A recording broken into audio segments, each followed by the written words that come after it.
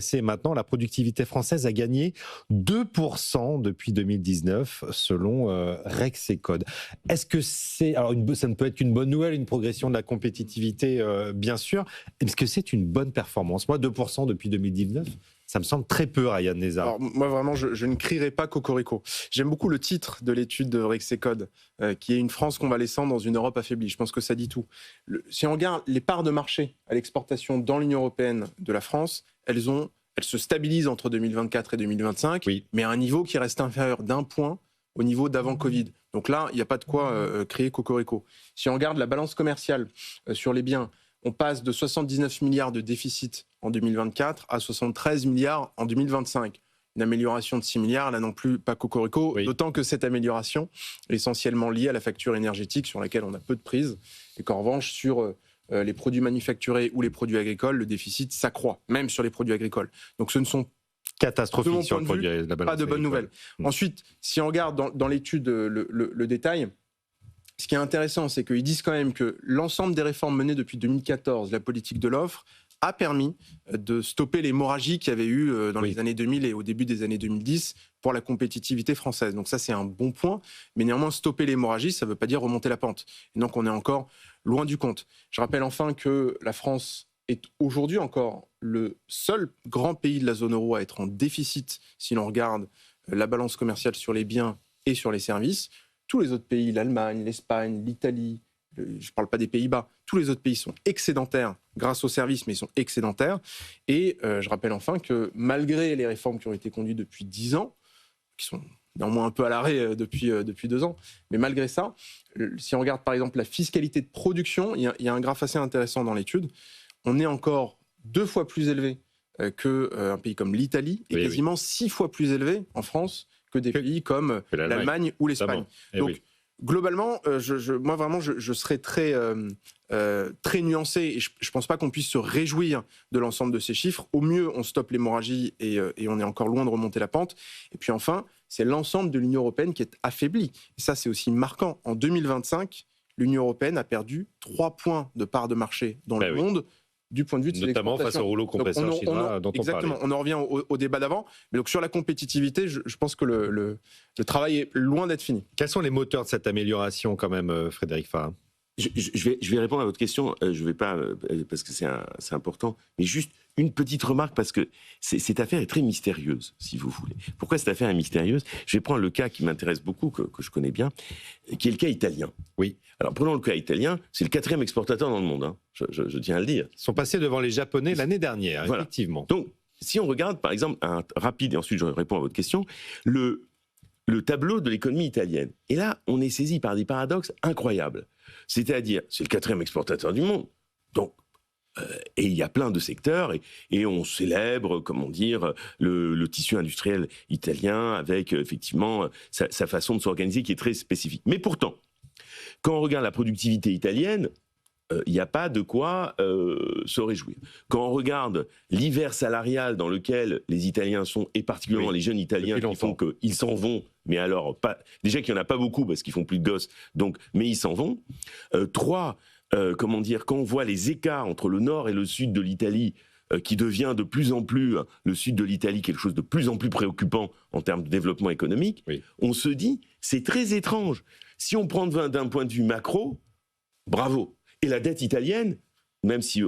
les comptes qui se redressent. Elle est stable, mais elle est quand même très élevée. Elle est très élevée. Donc on a un 4e exportateur avec une dette qu'ils contiennent, mais quand même qui reste très importante, une productivité qui fait l'objet de rapports en Italie et d'interrogations nombreuses en disant mais où est passée la productivité italienne? Les jeunes qui en ont marre de salaires absolument indécents s'en vont. On ne dit pas que c'est un signe de bonheur universel, le redressement de la compétitivité. Non, mais ce que je veux dire, c'est intéressant, c'est-à-dire qu'il y a toujours un angle mort. C'est-à-dire à la fois, je préférerais qu'on ait de bons chiffres, et contrairement à ceux que vous venez de citer, mais dans le même temps, ça ne garantit pas la totale santé de l'économie. Absolument. C'est ça l'étrange paradoxe, et l'Italie, pour ça, nous en livre un de manière exceptionnelle. Et je le dis avec beaucoup d'affection parce que j'aime ce pays éperdument. Et donc, et vous n'êtes pas le seul. Et je suis très attaché à ce pays pour 1000 raisons. Donc voilà. Donc c'est pour cela que c'est assez surprenant. Après... quant à nous, on fait mieux, évidemment, l'aéronautique, ce genre de choses, où on est dans... En fait, notre problème, c'est que pour pouvoir aussi retrouver de meilleures performances, on doit sortir d'une stratégie du low cost. C'est-à-dire qu'on a tout fait pour préserver les emplois peu qualifiés, on a fait des exonérations de cotisations sociales dans tous les sens, mais la montée en gamme ou se situer dans ce qui est intermédiaire ou autre, il nous manque beaucoup de choses. Donc c'est-à-dire qu'il y a toute une réflexion à avoir, mais la question, est-ce que l'Europe recule ?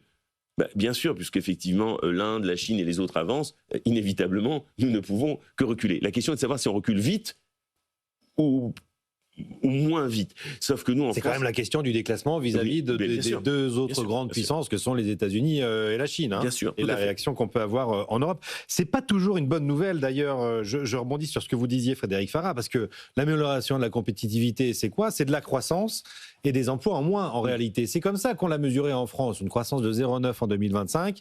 On parle bien des chiffres de 2025 publiés par l'INSEE pour le chômage ce matin. Et un chômage qui augmente de 0,2 points au 4e trimestre 2025. On est à 7,9% de chômage en fin d'année, et notamment un chômage des jeunes qui augmente encore plus vite. Sur les 15-24 ans, on a une hausse de 2,4 points au 4e trimestre 2025. C'est pas une bonne nouvelle tout ça, Rafik Smati. Donc on a une amélioration de la compétitivité, mais c'est au prix d'un chômage qui monte. Oui, et d'ailleurs, c'est pour ça qu'il faut jamais ériger les statistiques en religion, parce que derrière une statistique, vous avez souvent plein de choses. L'augmentation de la productivité ou plutôt la baisse récente de la productivité, paradoxalement, était liée à la baisse du chômage. Pourquoi ? Parce que vous avez un quasi plein emploi chez les salariés qui sont hautement qualifiés, et vous avez plus de chômage chez ceux qui sont moins qualifiés, donc chez ceux qui sont potentiellement moins productifs. Et donc plus vous avez le chômage qui baisse, plus vous avez la productivité qui baisse. Et c'est ce qu'on a vu ces dernières années. Et là, les deux chiffres que vous mettez en parallèle, vous avez raison de les mettre en parallèle, parce que le chômage augmente. Ça veut dire que vous avez... Et le chômage, il n'augmente pas chez les plus qualifiés aujourd'hui. Alors ça va changer avec l'IA, mais aujourd'hui, il n'augmente pas chez les plus qualifiés. Il augmente chez les moins qualifiés. Et donc, c'est ce qui peut justifier l'augmentation de la productivité. Mais là, moi, ce qui m'inquiète et ce qui va faire, je pense, beaucoup réfléchir les économistes du présent et surtout ceux du futur, c'est que je pense que nous allons entrer pour la première fois depuis bien longtemps dans un découplage entre deux notions fondamentales qui est celle de la productivité et de la prospérité. Jusqu'à présent, la productivité était toujours à moyen et long terme source de prospérité. Pourquoi ? Parce que la productivité était basée sur le travail humain. Et aujourd'hui, l'augmentation future de la productivité, elle ne va pas dépendre nécessairement de nos bras, mais elle va dépendre de nos neurones. Et elle va dépendre de l'intelligence. Et donc, elle va dépendre beaucoup plus du capital que du travail. Et donc, il n'est pas dit, et je n'ai pas la réponse, je ne suis pas un prophète, mais il n'est pas dit que dans les prochaines décennies, plus de productivité égale plus de prospérité. Et je crois que tout l'enjeu des politiques économiques de ces prochaines années, encore faut-il avoir une vision, c'est d'être capable de mettre tout ça en perspective et de ne surtout plus réfléchir à périmètre constant. Accepter l'idée que nous sommes dans un monde en totale évolution, que l'économie, que les sciences, que les physiques de ces 50 prochaines années, et les médecines d'ailleurs, n'auront plus rien à voir avec ce qu'elles sont aujourd'hui. Donc beaucoup d'humilité, mais aussi beaucoup de volontarisme pour accompagner tout ce changement. Je pose la question de la redéfinition du PIB, qui a été posée déjà, je me souviens, pas sous Nicolas Sarkozy, chercher une nouvelle définition pour prendre davantage, élargir cette notion de prospérité commune, effectivement, et qui pose question. Une réaction sur ces chiffres du chômage. Oui, sur le chômage, avant d'élargir le débat. En fait, il y a une bonne et une mauvaise nouvelle dans ces chiffres du chômage. Globalement, c'est évidemment pas une bonne nouvelle quand le chômage augmente, notamment pour les milliers de personnes qui sont concernées. Mais il y a deux éléments qui expliquent cette statistique. Et effectivement, derrière la statistique, il faut quand même comprendre ce que ça recouvre comme réalité économique et sociale. La première, c'est que vous savez qu'il y a eu une réforme du RSA. Que dorénavant, le bénéfice du RSA est couplé à un accompagnement et à un effort soit de formation, soit d'insertion. Mais donc, on a observé... Minimum de 12-15 heures de travail hebdomadaire. Alors, non, justement, pas forcément de travail, d'accompagnement et d'accompagnement à la recherche du retour à l'emploi, absolument. Ça peut prendre plusieurs formes.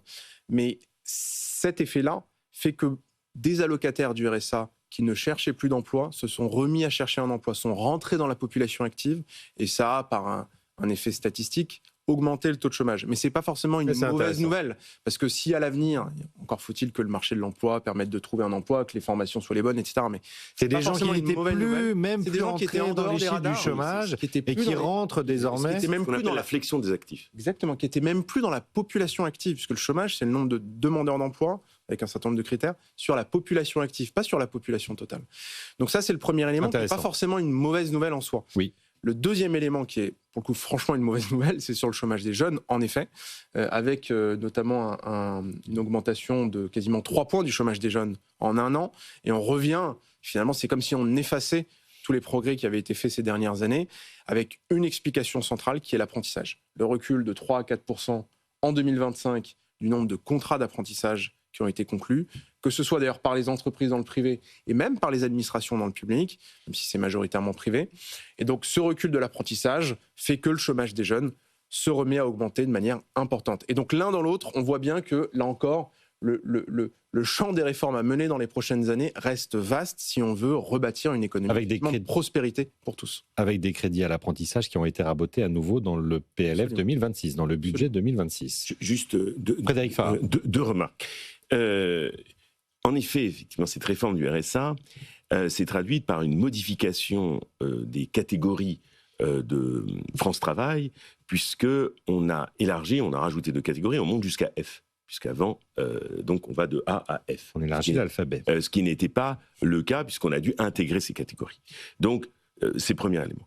Deuxièmement, une pensée pour ceux et celles qui travaillent pour France Travail, parce que, tout comme à l'époque de la création du Pôle emploi, les conditions dans lesquelles travaillent ces personnes sont de plus en plus difficiles. Elles disent combien elles ont du mal à réaliser cette mission de service public, c'est-à-dire d'encadrement de ces nouveaux publics. Et pour suivre cette affaire, effectivement, il y a un mal-être au travail chez France Travail, c'est le cas de le dire, il ne faut pas l'oublier. D'autre part, ce que vous disiez très juste, c'est ce phénomène qui trouble toujours, qu'on appelle la flexion des actifs. C'est-à-dire, la situation va mieux, je me réinscris, par exemple, autrefois à Pôle emploi, aujourd'hui à France Travail, donc je réapparais dans la statistique, donc que fait mécaniquement le chômage ? Il augmente. Je suis étudiant, j'avais fait un master supplémentaire pour me protéger et donc je sortais du chômage, je disparaissais de la statistique, je vois qu'il y a une embellie sur le marché, je me réinscris, j'abandonne cette formation, je me réinscris. Deuxième flexion des actifs, que fait le chômage ? Il repart à la hausse. Donc c'est pour ça que parfois on est surpris, on dit tiens, ça va mieux économiquement, mais le chômage repart à la hausse. C'est le phénomène de flexion. Donc c'est ce qui est un phénomène économique que la statistique renseigne. Donc ça, c'est un élément essentiel. D'autre part, pour le chômage des jeunes, ce qui est très important concernant les jeunes, c'est qu'on sait très bien que le chômage, les populations ne sont pas exposées de la même manière.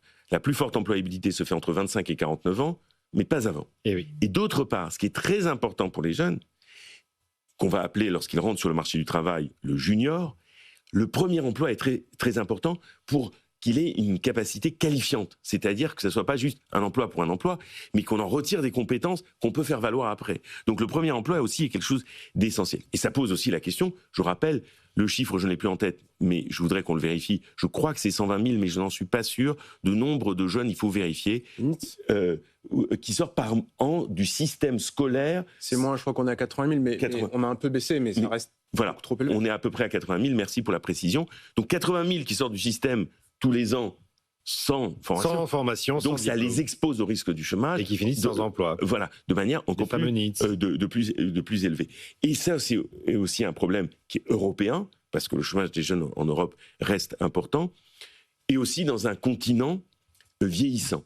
Et on ne fait pas les mêmes politiques économiques quand on va fabriquer à l'avenir plus de maisons de retraite que de crèches. Et oui, préparer l'EPADisation de l'Europe, évidemment. La démographie détermine la politique économique. Bon, c'est très intéressant, un très beau décryptage de ces chiffres de l'INSEE.